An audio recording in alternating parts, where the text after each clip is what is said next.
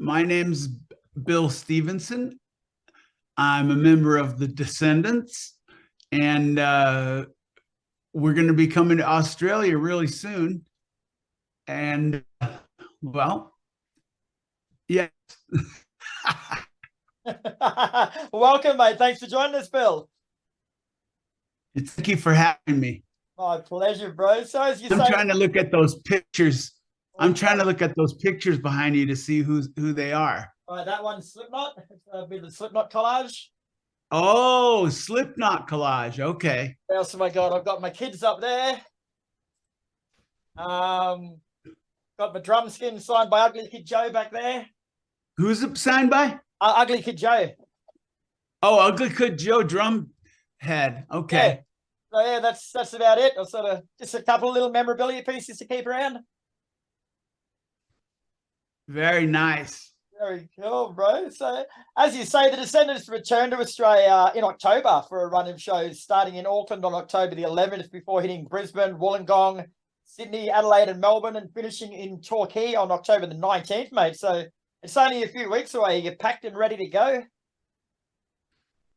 Yeah. I get my checklist out and everything. It's funny. It's funny. The older you get, you got to have a checklist before you go on tour. It used to just be, I wouldn't even think about it. Just one change of clothes and that's it. Let's go. And the frailties of age, my friend. I don't know if it's frailties. I think it's more like you get more like specific about how you like things, and you got to bring some stuff with you to make it that way. Yeah. So prying a little bit here, bro. But besides underwear and toiletries, what's the one thing that you always take with you when you go on tour like this?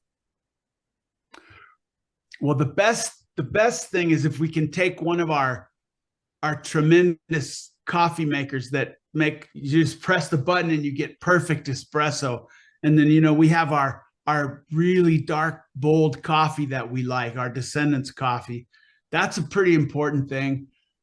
Let's see. Another really important thing would be I like to have a noise canceling headphone and a noise canceling earbuds. I like the noise canceling headphones on the airplane so I can watch movies and not have to just be part of the whole thing. You can kind of tune out. And then I like the noise canceling earbuds for in the bunk on the bus so that if people are partying, I can just still be in the bunk kind of like in tranquility. I'll actually tell you, you probably know this already yourself, mate, but it's a little trick I learned from flying overseas, like flying to England. But on most of those planes, like speaking about watching movies, when you stop them, like if you stop someone else's movie while they're watching it, it can't go back to where it was. They have to actually watch the whole thing all over again to get back to that point. So I've done that with a few friends of mine. I've sort of leaned over and pressed stop when they're about an hour into a movie and they've had to start all over again because you can't go back to where you left it. Oh, okay, but you mean if you're watching the movie that like the airline provides with their little screens, right? Yeah. No way. No, see, that's another thing on the checklist is I got my iPad and I load it up with all my favorite movies and TV shows and stuff.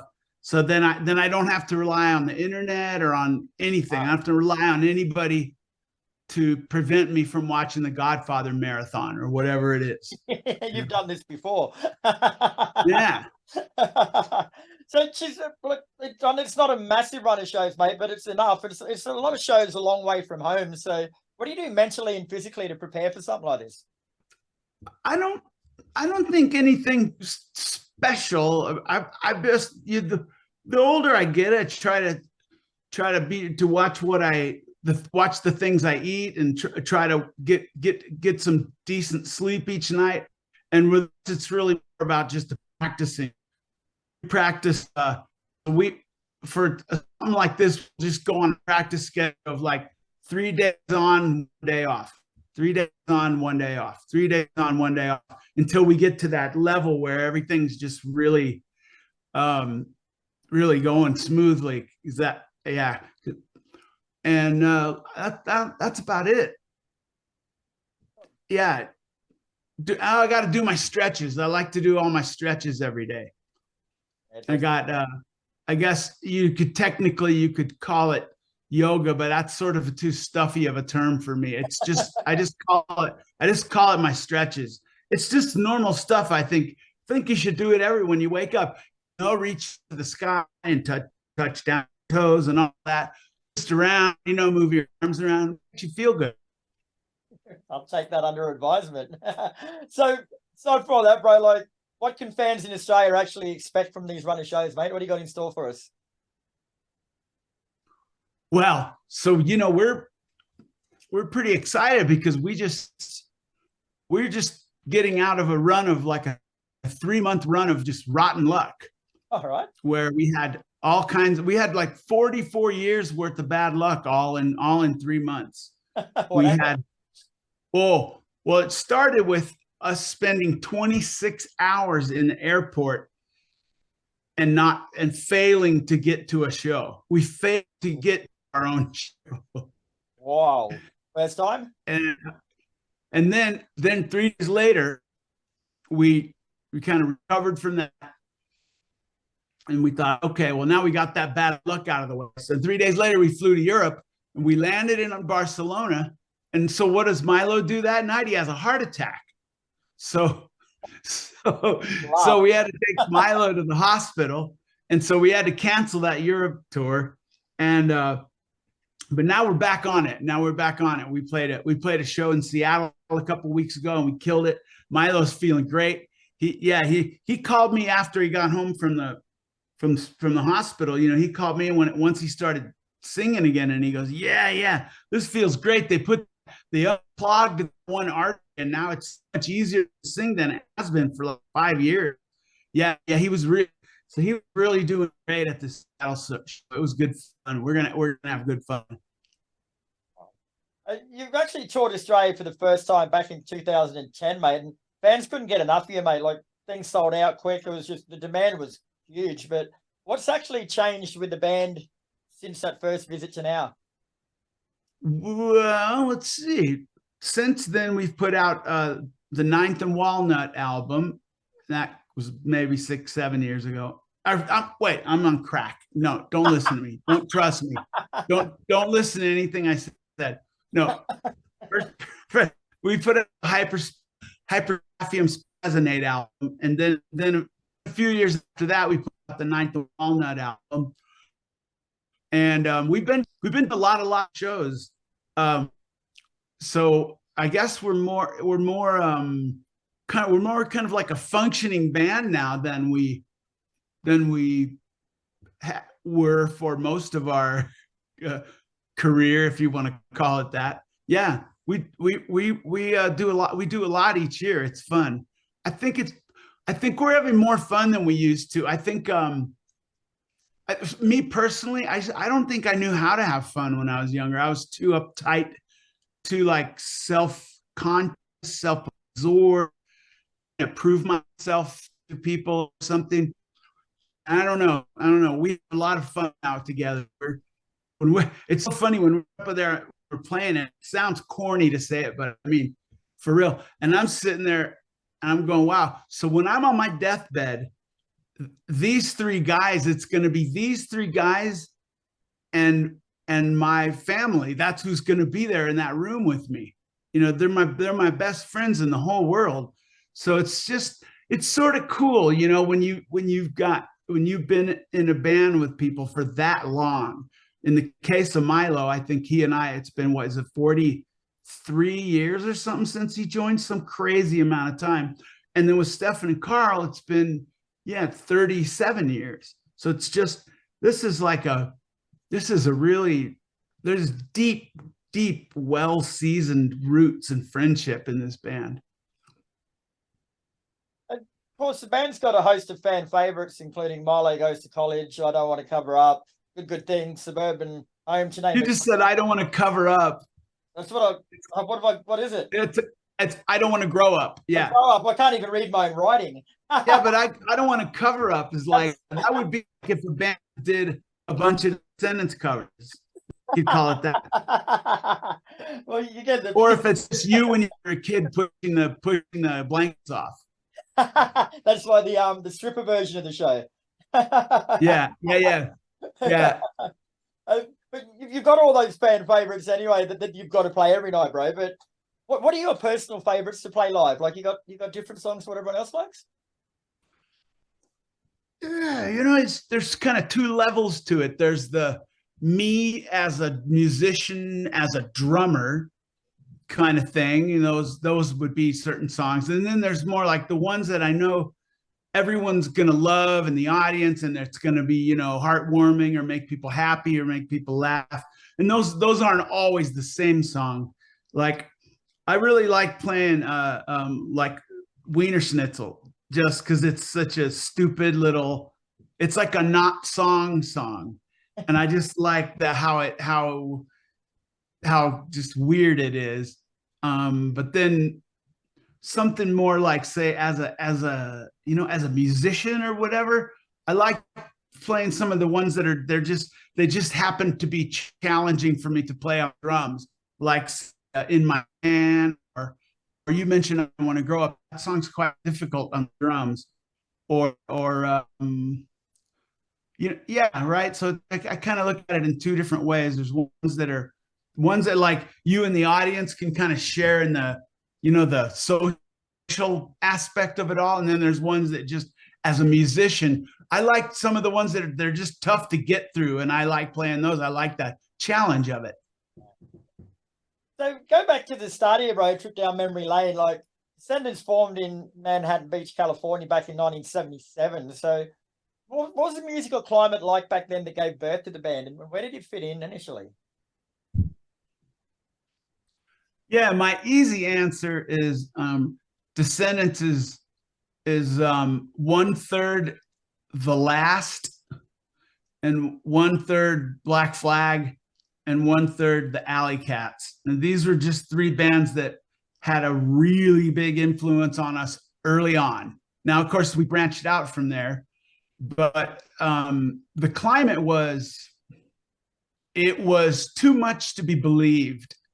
You could go on any given night back then, you could go and you could see, I'm just trying to think of some of these bills, like, you know, Fear, the Germs, the Go-Go's, X. You could go see shows like that for $5, and there'd be 150, 200 people there that didn't have anywhere else to be. They're kind of, I'm not saying it's not like we were all misfits or all outcasts, but it was people that didn't fit in at the Van Halen show or Led Zeppelin show. So they were, and I felt comfortable being myself at those shows. And so it was life-changing for me. And I know I speak for the guys 100% on this. It was life-changing just to see all that music, the Weirdos, the Plugs, Black Flag, the Minutemen. It was too much to be believed. I look back on it and I think, wow, we were very lucky to be born in that little spot at that time. You guys are commonly referred to as being from the Southern Californian punk scene. Like over here in Australia, we got no idea about the geographical significance, I guess, of the music over there. So what's the Southern California scene as opposed to other areas? Is it different? Do you mean other areas in the U.S.? Yeah. And so why do they specifically say the Southern Californian punk scene? Like, what's the significance of that? I don't know, because I think it was happening all over. Just those were the shows we could drive to or hitch a ride to or get one of our big brothers to take us to. But I mean, in New York, you had, you know, even more. You had television and obviously the Ramones and Blondie. I mean, and you know, you had bands all over the place. You had Minor Threat in Washington, D.C., and you had the Necros in Detroit. You had you had the effigies and Naked Ray Gun, and you know, in the Midwest, and you know, you had Husker Du and the Replacements in Minneapolis. It was happening all over. Maybe not all at exactly the same time, but it was a you know, it kept me from being a sad, lonely kid with no friends. I was able to find family in the punk rock scene. I was able to find a home. And you've spoken about Black Flag a few times, bro. Like you actually joined them for a few years in the early 1980s before eventually committing solely to Descendents in '85. Like, was that a hard decision for you, like to choose between the two bands? At the time, it was a little confusing, yeah, because at the time, Descendents were in a place where touring really wasn't a possibility. I mean, there were multiple reasons, but the two biggest reasons were just nobody knew who we were, and also Tony, our bass player. You know, he was a postman, a mailman, and it would be all he could do to get off a week or two every year. You know, so touring wasn't really a possibility for Descendents. And then Milo was kind of coming in and out of it, focusing more on his college and his science interests. So, you know, Descendents was sort of relegated to a part-time thing. And so it was sort of easy for me to go to Black Flag, knowing that it would be a 100% full-time thing, and that I would actually be playing music in front of people who liked the band. And plus, Black Flag was certainly my favorite band at the time. You know, that lineup with Chuck and Greg and Robo, that still is probably my favorite band of all time. So for me to be able to play with those guys was such an honor. I was just happy to be there. Now, I don't sort of ask this to many people, bro, but you're definitely in a position to answer. So give me your top 3 commandments of the punk scene. Oh, commandments of the punk scene. Let's see. Oh boy, I could get myself into some trouble here. Don't do that. They got to be shout knots, right? Not shouts. Whatever you want, brother. They're your commandments, so you can do whatever you like. Okay. Oh, too much pressure. Okay, let me think. Thou shalt not expect a band to stay in one place and make the same album over and over again. Thou shalt not expect a band to play for $5 at the door in 2023, because that means that you're paying each band member, say there's 3 bands, you're paying each band member, once they get their cut of that door, you're paying each band member about 20 cents to play for you.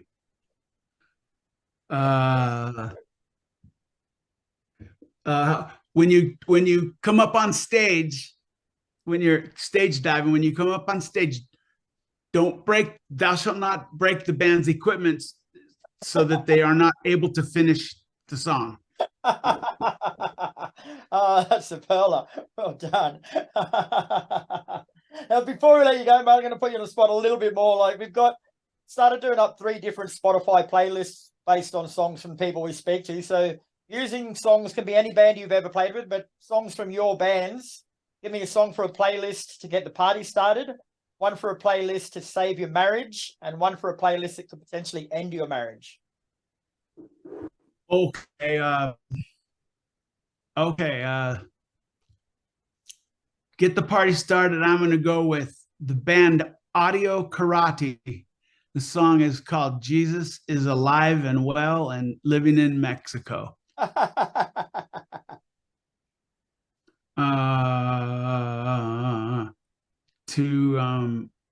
Did you say to save your marriage? Save your marriage, yeah. I can't think. I thought we'd had a communication breakdown there. I can't. How about Propaganda? And the song is called Without Love. Nice. All right, now one that could potentially end a marriage. I can see that right smile there too. I had Die My Bride. The Murder Dollars was my bridal waltz. In marriage. Yeah, I can't think it. I don't know. How about fear? I don't care about you. That'll do it. Beautiful. All right, Bill. I never do those list things well when it's under pressure. You know, I always choke. I always choke. Like I'm the king choke. I actually respect the fact that you gave everything a bit of thought there, mate. You didn't just blurt something out. So I don't call it choking, mate. I call it respectful thinking. Oh, shit. All right, bro. Well, thanks very much for your time, Bill. It's been an absolute pleasure speaking with you. The Descendents are in Australia in October. So get yourself along to a show, mate. I'll pop along to the Brisbane show and hopefully catch up and have a beer or a coffee. Yes, it'll be great. We're so excited to get over there and kick some butt. See you in a couple of weeks, my bit friend. of butt. Don't forget your cancel noise earphones. No, I got them on the list here, the checklist. Checklist is the way to go. All right, brother. Enjoy the rest of your day, my man. We'll see you in a couple of weeks. Okay, thank you for your time. Thank you for your time, brother. Enjoy your day. Bye-bye.